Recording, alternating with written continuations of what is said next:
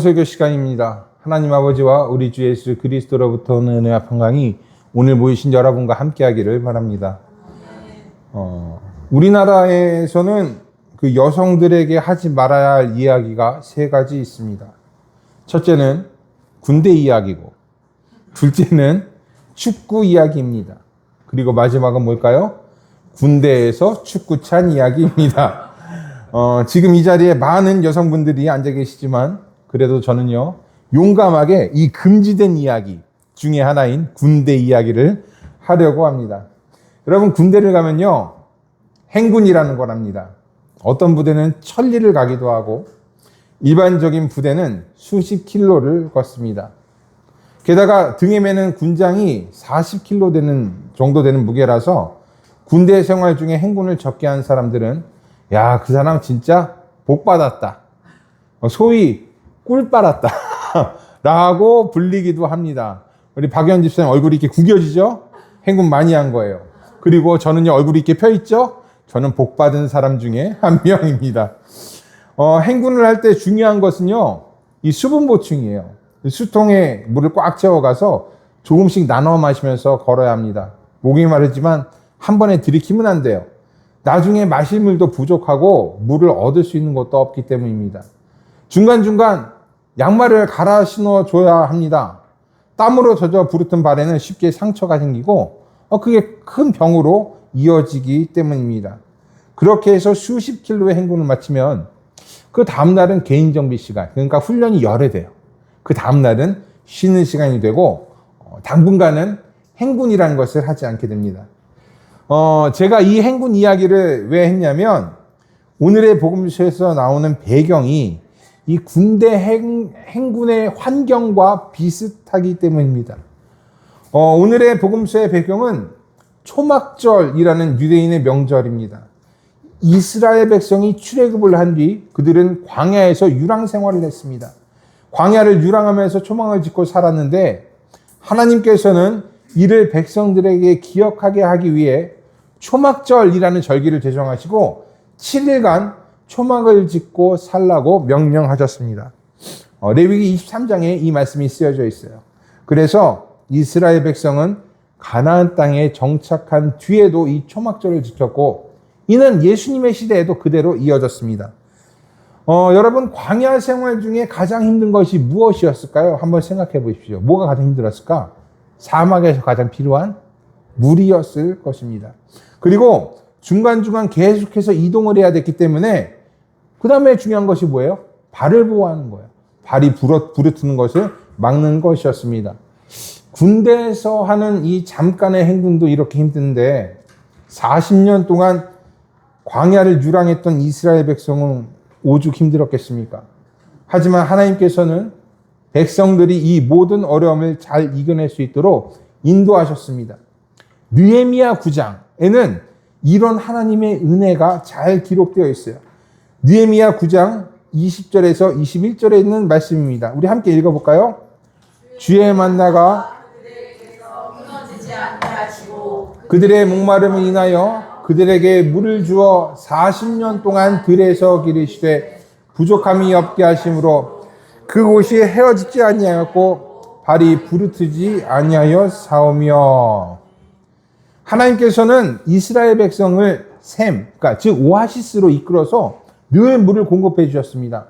그리고 물이 없는 곳에서는요, 반석을 쳐서 물이 나오게도 하셨어요. 가데스 무리바라는 곳에 간이 샘이 말라 백성들이 불평하자 하나님께서는 반석을 쳐서 물이 나오게 하셨습니다. 그리고 이스라엘 백성에게 늘 먹을 것을 제공하셨을 뿐만 아니라 그들의 발을 지켜서 상처가 나거나 물집이 잡히지 않게 하셨어요. 하나님께서 광야의 모든 생활을 지켜주신 것이었습니다.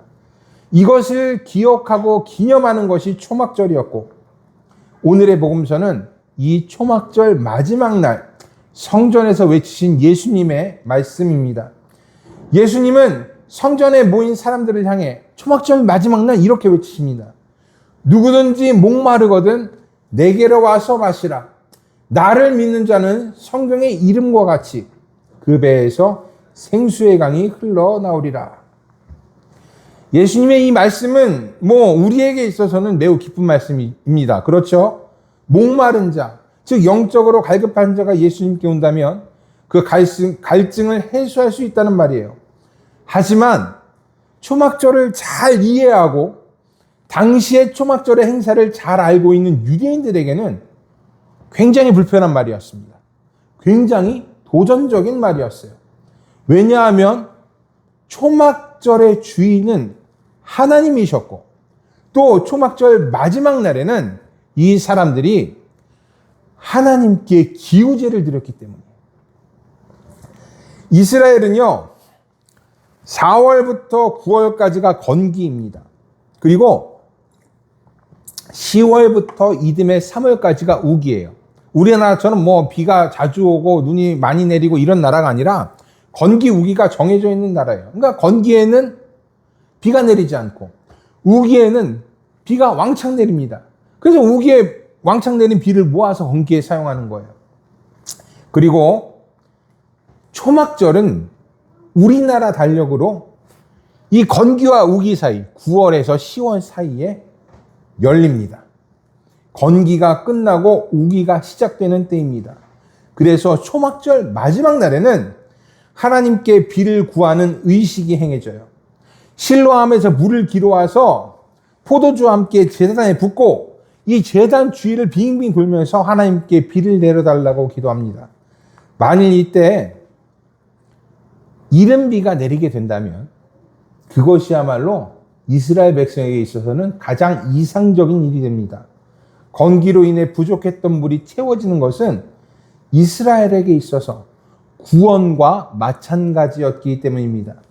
그런데 예수님은 이런 초막절 마지막 날 비를 기다리는 유대인 앞에서 누구든지 목마르거든 내게로 와서 마시라 라고 외치셨어요. 이 외침이 유대인들에게는 어떻게 들렸을까요? 간단하죠. 내가 하나님이다. 내가 메시아다. 이렇게 들렸음이 분명할 것입니다. 게다가 예수님은요, 그 다음에 뭐라고 말씀하세요? 나를 믿는 자는 성경의 이름과 같이 그 배에서 생수의 강이 흘러나오리라 라고도 말씀하세요. 과거 선지자들은 메시아의 시대를 종종 물이 넘치는 시대라고도 묘사했습니다. 에스겔 47장에서는 에스겔 선지자가 성전에서 흘러나오는 강물이 죽은 땅을 살리는, 성전에서 막 강물이 흘러나오는데 그 물이 죽은 땅을 살리는 그런 환상을 봐요. 그리고 이사야 43장 3절에는 나는 목마른 자에게 물을 주며 마른 땅에 시내가 흐르게 하며 나의 영을 내 자손에게 나의 복을 내 후손에게 부어주리니 라는 말씀이 쓰여져 있어요. 이사야도 물이 넘치는 그 시대, 이걸 메시아 시대로 표현합니다. 이런 예언들을 잘 알고 있는 유대인들 앞에서 예수님은요, 그 예언이 나를 통해서 이루어졌다 라고 말씀하시는 거예요. 이로 인해서 성전 안에 사람들 사이에서는 막 쟁론이 벌어져요. 소동이 일어납니다. 어떤 이들은요, 예수님을 보고 맞다, 메시아다라고 해요. 그리스도라고 합니다. 어떤 이들은요, 그것까지는 아닌 것 같고 선지자는 확실하다라고 말합니다. 그들이 귀신을 쫓고 병을 고치는 예수님의 모습을 봤고, 얼마 전에는 오병이어로 5,000명을 먹으신 것도 경험했기 때문에 그래요. 하지만요, 어떤 사람들은 아니다라고 이야기해요. 야, 예수님이라는 사람이 갈릴리 출신인데 갈릴리에서는 전통적으로 성경적으로 메시아가 나올 수 없다, 그리스도가 나올 수 없다라고도 합니다. 구약 성경에서는요, 이 갈릴리 지역을 이방 지역으로 보이기 때문에 그래요.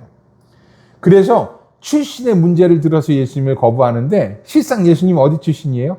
베들레헴 출신이죠. 네, 그거를 이 사람들은 알지 못하고 그렇게 얘기합니다. 그리고 그러면서 출신의 문제를 들어서 예수님을 거부하고 심지어는 예수님을 잡으려 해요. 그게 43절, 44절에 있는 말씀에 쓰여져 있습니다. 예수로 말미암아 무리 중에서 쟁론이 되니 그 중에 그를 잡고자 하는 자들도 있으나 손을 대는 자는 없었더라 라고 쓰여져 있어요. 그들이 예수님에게 손을 대지도 못한 것에는 여러 이유가 있었을 것입니다. 예수님을 선지자 또는 메시아로 여기는 사람들이 있었기 때문이고, 또 만에 하나 예수님이 메시아일 수도 있다 라는 이런 염려도 있기 때문에 그래요. 뭐 예수님이 마음에 들지 않아 뭐 우선적으로 반대는 하기는 하지만 뭔가 이게 찜찜하니까 차마 손을 댈 수가 없는 것입니다. 그렇죠.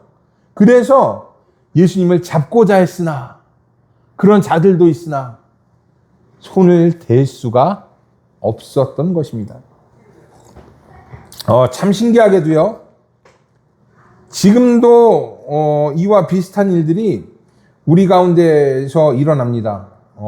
복음이 전해졌을 때 어떤 사람들은 복음을 받아들여요. 기쁘게 받아들이고 금방 믿음 생활을 시작합니다. 하지만 어떤 사람들은 여러 이유를 대면서 복음을 거부합니다.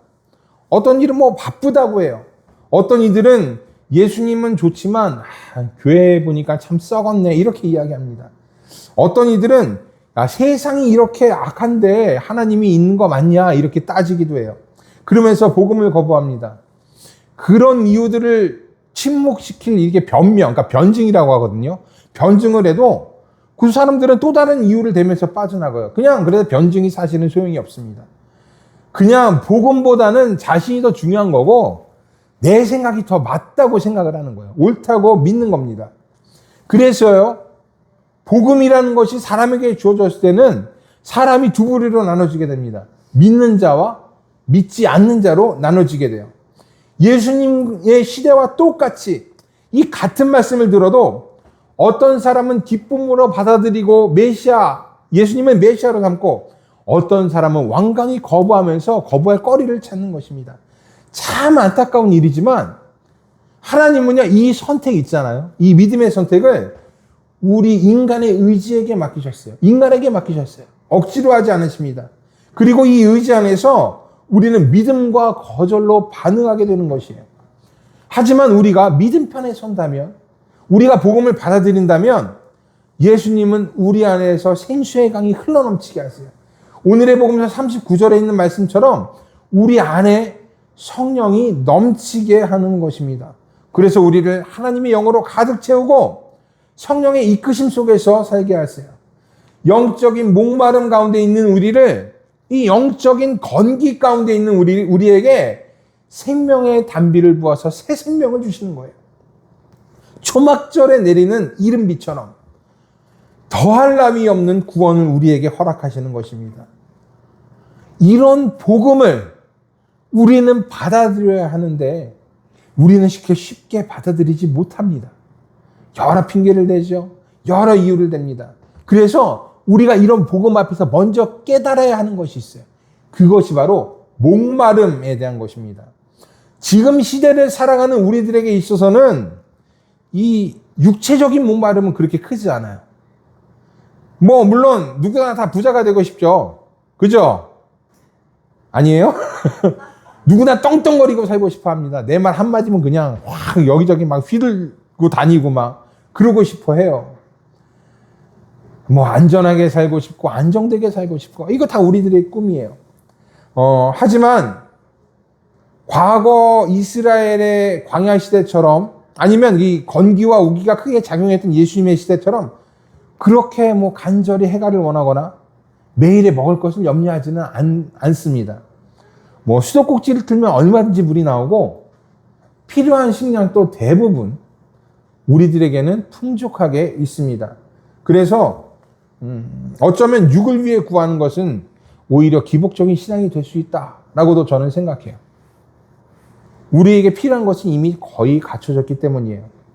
그러나 과거나 지금이나 우리의 영적인 목마름은 똑같습니다. 무엇이 바른 삶인지, 무엇이 하나님이 원하는 삶인지, 우리가 무엇을 표대 삼아 살아가야 하고 무엇을 위해 살아야 하는지는 과거나 지금이나 그렇게 다르지 않아요. 우리 앞에는 여전히 죽음이라는 것이 놓여져 있고 우리의 삶은 여전히 유한하기 때문입니다. 그렇기 때문에 나를 위해 내 육체를 위해 사는 것이 아니라 영을 위해 살아야 돼요. 그래야 우리는 목마름이라는 걸 느낄 수 있고 그 목마름 가운데 예수님을 찾을 수가 있는 것입니다. 그리고 이 영적인 목마름 속에서 예수님을 찾는다면 목마름을 느끼고 예수님께 나아간다면 예수님은 우리에게 성령을 허락하실 거예요. 생수와 같은 성령이 우리와 함께 하시게 될 것이고 우리는 그 성령 안에서 다시는 목마르지 않게 될 것입니다. 그리고 오늘의 제2 독서인 사도행전 2장의 말씀처럼 성령께서 우리가 이해할 수 있는 언어로 우리에게 하나님의 큰 일을 말씀해 주실 것입니다. 우리가 삶의 이유를 찾게 될 거예요. 하나님이 원하시는 삶을 살아내게 될 것입니다. 참 기쁨 가운데 오늘의 삶, 성령께서 주신 삶을 살 수 있게 하실 거예요. 이 놀라운 성령의 은사가 목마른 자에게 주어질 것입니다. 여러분, 목마른 자가 성령을 구하고 성령을 얻을 수 있습니다. 여러분, 이 성령의 은사가 오늘 성령 강립절 예배로 모인 여러분들과 함께 하시기를 바랍니다. 육체를 위한 삶 좋습니다. 하지만 우리가 좀 더 나아가서 영적인 삶을 살아내는 저와 여러분들이 되기를 바랍니다. 그래서 성령께서 우리 가운데 오셔서 우리의 모든 영적인 갈증을 해소시켜 주기를 주님의 이름으로 축복합니다. 목마를 자들을 위한 성령이 우리와 함께 하실 것이에요. 그 깨달음이 오늘 우리에게 임하고 성령 강림절 예배를 드리는 모두 위에 함께 하기를 주님의 이름으로 축복합니다. 모든 지각에 뛰어난 하나님의 평강이 그리스도 예수 안에서 여러분의 생각과 마음을 지키시기를 원합니다. 아멘. 기도하겠습니다.